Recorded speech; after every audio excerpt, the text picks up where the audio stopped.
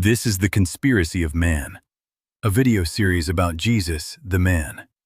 Not Jesus the Christ or anointed God of Christian myth, but Jesus the man, who he actually was and what he actually did. The Conspiracy of Man is a story about the Essene conspiracy to bring down the temple, using Jesus to fulfill the laws of the blood sacrifice, ancient laws ostensibly established by Moses with Yahweh. By offering himself up as the final blood sacrifice of the Paschal Lamb, Jesus brought into question the entire sacrificial system. This is the 9th video in the Conspiracy of Man series. This is the birth of Jesus. The story of Jesus is a Jewish story that has nothing to do with anyone outside the temple and its sacrificial system. Therefore, the Aramaic names Miriam, Yosef, and Yeshu are used in lieu of the traditional Christian names Mary, Joseph, and Jesus. The traditional story of Yeshu's birth is one of legend. No room at the inn, born in a manger, gifts from wise men, the Star of Bethlehem overhead, all have been inextricably woven into Christian religious culture. But what is the reality of Miriam, 9 months pregnant, traveling to Bethlehem for a census that was never recorded anywhere in Roman history? Maps of the region are instructive in this case. The trip from Nazareth to southern Bethlehem is around 135 kilometers. This constitutes a week-long journey on foot, much of it along the coast. The Via Maris, guarded by Roman soldiers, would have provided the only safe and relatively level route for such an arduous journey. Under the best conditions, a man with his heavily pregnant wife on the verge of going into labor might average 3 kilometers per hour at best, leaving at sunrise and taking a half-hour mid-morning break, a 2-hour break in the afternoon, a half-hour late afternoon break, and stopping an hour before sunset to make camp. The couple would arrive in Jerusalem around noon on the 6th day. Imagine all the Jews of the region having to make such extended journeys simply to satisfy the capricious whim of an absurd Roman census, recorded nowhere outside the Gospels. Considering the historic volatility of Jews in the region at that time, it would have been almost certain that such a demand would have resulted in a major revolt or uprising. After all, given the primarily agrarian culture of the day, who had time to uproot their lives and travel to distant locations to record a census? Considering the prior problems with lesser demands, Roman governors would have definitely not wanted to incite rebellion among the ever-ready-to-revolt Jews. There were many Jewish uprisings under Roman rule. In fact, a regular census of Judea, ordered by Quirinius in 6 AD, triggered a revolt of zealot extremists led by Judas of Galilee. The Christian gospel story goes that the census resulted in swelling the population to the point there was no room to accommodate Miriam and Yosef. Thus, Yeshu was said to have been born in a manger located in a small village called Bethlehem, just south of Jerusalem. However, this version of the story is undoubtedly a Christian revision, purposefully designed to put a magical, mystical slant on Yeshu that would support the idea of him being a god from birth. This same supernatural slant described Miriam's virgin birth, but as the Essene would say, why would the Elohim want to work outside of an already miraculous creation? Let us examine the locations of that era a bit more closely. Yeshu was said to have been born in Bethlehem, but which one? There were 2 villages called Bethlehem around the beginning of the 1st century. The one in the traditional Gospel version is located some 10 kilometers south of Jerusalem. The second Bethlehem is located to the north, just beyond the Mount Carmel mountain range in the agricultural region of Galil, or Galilee, hence the name Bethlehem, or House of Bread. This location is depicted on pre-1st century maps of the region. Around 100 years later, the Nazarene monastery where Yeshu trained becomes a village or city on post-1st century maps. This was because the Nazarene abandoned the monastery after finishing their mission of bringing down the temple. It was then taken over by locals to become the well-known village. Note the proximity of the northern Bethlehem to Nazareth. The question one must ask is, which birthplace is most likely? The traditional southern location described in the Gospels, or the northern location depicted on pre-Christian era maps, was Yeshu born in the northern village of Bethlehem and then taken to the Nazarene monastery where he would be trained in temple law and customs. Such are the vagaries of legendary accounts. The problematical aspect of the traditional narrative becomes more evident in the absurdly twisted gospel story of the need for Yeshu's parents to travel to Bethlehem due to the demands of a bizarre Roman census for which there is no historical record. Yeshu's childhood, spent at the remote and secluded Esseni monastery, explains the lack of descriptions of this time in his life. This also explains why Yeshu astounded temple priests with his knowledge of temple law and custom after Yosef and Miriam took him to the temple for his bar mitzvah. This was a ritual that legally established a young boy as an adult able to own property and enter legal contracts. Then, there are accompanying stories like Herod's murder of the firstborn and Yeshu's parents fleeing to Egypt to escape persecution. These accounts are nothing more than Christian fantasy, written to feed the idea of the importance of Yeshu as a God-Messiah figure. Herod the Great was Rome's Jewish client king that ruled Judea. Herod was known for his colossal building projects. Among these works were the rebuilding of the Second Temple in Jerusalem and the expansion of its base, with the Western or Wailing Wall being part of the foundation. He is said to have ordered the slaughter of innocents, whereby he orders the execution of all male children 2 years old and under, living around the vicinity of Bethlehem. This account is a rehash of the equally fictional account in Exodus, where Yahweh supposedly sends his angel of death to bring about the 10th plague, designed to smite Egypt's firstborn. Later, this ancient story would play a critical role in his crucifixion. However, there is no evidence anywhere outside the Bible for either event. As for fleeing to Egypt with baby Yeshu, depending where they traveled to in Egypt, the closest location would have been the Taba Eilat region. This would have been around 350 kilometers, taking 2 to 3 weeks on foot. However, if they went to a city like Alexandria or Cairo, the distance would have been between 780 and 950 kilometers, taking at least a month to a month and a half. The trip would have been made in the middle of winter, so trip conditions would have involved slogging through mud in cold, rainy conditions in the north, while enduring dry, dusty conditions with sandstorms, freezing cold nights, and extremely limited water sources in the lower desert regions. What are the chances of a newborn infant surviving such a trip or his parents taking such risks? The reason for this fabrication was most likely to support the idea that Herod's terror was so great there was no other choice. Remember, in the day of the Gospel storytellers, Herod was a hated king. Think about the story for a moment. First, Miriam and Yosef walk 135 kilometers, taking around a week to make the journey from Galilee to Bethlehem, located 10 kilometers south of Jerusalem. That alone presents an extremely difficult journey for a woman 9 months pregnant and on the verge of going into labor. What are the chances she would have completed the journey without going into labor? Then the pair undertake the arduous journey to Egypt and back, some 800 to 1,800 kilometers with a newborn.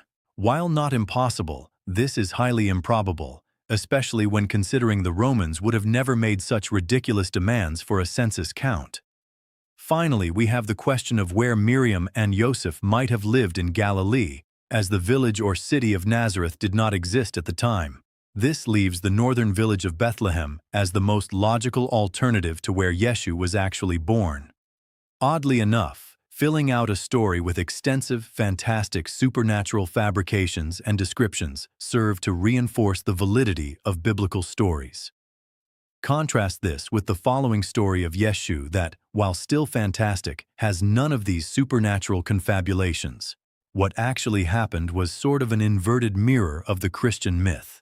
The Essene comprised a large portion of the Judean population. Certain members of the Essene with extensive knowledge of temple law and custom held the necessary bloodline that qualified them to be members of the Second Temple's priesthood. With their extensive knowledge of the law and priestly bloodline, These Essene were inducted into the temple's Brit Milah brotherhood.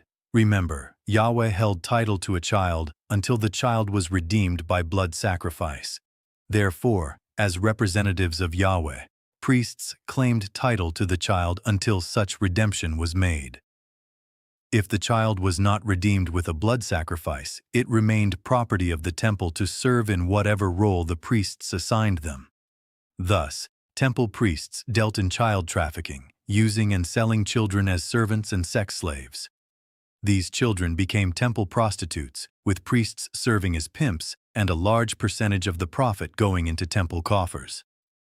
It was just one more example of the corruption the Nazarene conspiracy addressed. As a young child, Miriam was abandoned to the temple, where she trained as a weaver. It was not long before Miriam became a skilled weaver at a very young age. It was in this role she worked on the temple veil, where she was beaten for making errors in her stitching. She would then unravel the stitching and redo the pattern. The Nazarene had members serving in the temple as priests. These priests would later become a critical factor in Yeshu's crucifixion. As temple priests, the Nazarene had access to the genealogical accounts that confirmed Miriam was a daughter of the priest's blood lineage. Therefore, Miriam was chosen by the Nazarene conspirators for her special bloodline that, when paired with a temple priest, would give her male offspring indisputable blood rights to priesthood membership. It was a Nazarene temple priest that mercifully spared Miriam from the temple's sex trade. Around the age of 9, Miriam was redeemed from temple bondage by a Nazarene priest who took her to Bethlehem, where Essene women trained her in the art of seduction, as well as the skilled trade of cosmetology that included hairdressing. This explains why Jewish sources say Miriam was a prostitute or whore, and why Christian sources claim she was either a weaver or a hairdresser. In fact, Miriam was both. She combined these skills to become a noted hair weaver among the women of Jerusalem. The plan was to pair Miriam with a temple priest. For this role, Essene women at Bethlehem groomed Miriam as a desirable mate. After training, Miriam returned to Jerusalem, where she worked as a hairdresser, combining her weaving skills with hairdressing. It was in this capacity she met Yosef, a fit, young temple priest working on the temple project as a skilled carpenter or stone mason. The Mikdash, or temple, contained 3 outer courtyards. The easternmost of these courts was known as the Court of Women, so called because women could not pass beyond this area. This court contained the collection points for the temple treasury, a place where people tithed their monies.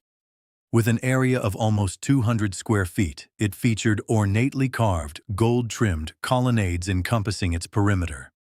Nestled against the walls of the court were 13 chests designed to receive a sinner's tribute. These 13 chests were shaped like trumpets, being narrow at the mouth and wide at the bottom. Each trumpet had the specific object of tribute inscribed on its side. 9 of these trumpets were for the receipt of what was legally due by worshippers, and the other 4 were for voluntary gifts. Such tribute was removed daily, and the corresponding number of sacrifices would then be offered. This not only saved the labor of making numerous individual sacrifices, but spared the modesty of those who might not wish to have the occasion or the circumstances of their sacrifice to be publicly known. It happened during the time of the evening sacrifice that Yosef spied Miriam leaving the courtyard of women. After dropping the monetary equivalent for a turtle-dove sin offering into trumpet 3, she was hurrying through the gate called Beautiful, when Yosef approached her from behind to encircle her slim waist with his bronzed, muscular arms. Startled, Miriam gasped and spun around to find herself looking straight into the dark eyes of a handsome young priest. Yosef said nothing, but put a finger to his lips and led Miriam off to a secluded area and where, finally shielded from the eyes of the other sinners, he tried kissing her. Miriam fended of his amorous advance, whispering excitedly, "This is the Mikdash. We cannot be seen embracing and kissing here. You know it is forbidden." Seeing her tribute, he held Miriam at a slight distance and replied to the chastisement, "My sweet turtle dove, you would blush endlessly with shame if you knew what went on behind these walls." After a year courtship, Yosef and Miriam were wed in the temple. However, this would be no ordinary marriage, but one that would echo throughout the millennium. Quote, "Now it happened that during the time of the high priesthood of this Matthias, there was another person made high Kohen for a single day, that very day which the Jews observed as a fast. The occasion was this. This Matthias the high Kohen, on the night before that day when the fast was to be celebrated, seemed, in a dream, to have conversation with his wife, and because he could not officiate himself on that account, Yosef, the son of Elamis, his kinsman, assisted him in that sacred office." End quote. Flavius Josephus, War of the Jews. In his role as priest, Yosef had been appointed Kohen Gadol, or high priest, for one day after his uncle declared himself unclean, unfit for the role due to a nocturnal emission the night before. As a skilled tradesman and acting Kohen Gadol, Yosef had intimate knowledge of the temple's layout. He knew the secret passages built into the temple's construction and where they led.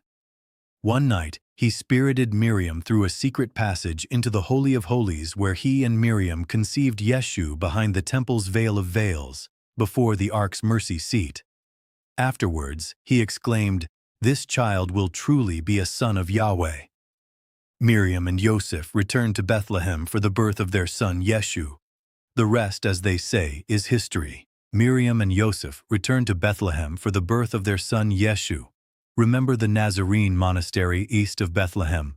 At the time of his birth, 3 Nazarene masters, from the east, traveled west to Bethlehem to confirm the birth and inspect the baby. After the birth, Yosef returned to Jerusalem where he resumed his position with the temple. For her part, Miriam spent 3 years in Bethlehem with the baby, before the Essene took the child to the nearby Nazarene monastery. Here, Yeshu would be trained in the extensive details of temple law and custom that would prepare him for entry into the temple priesthood.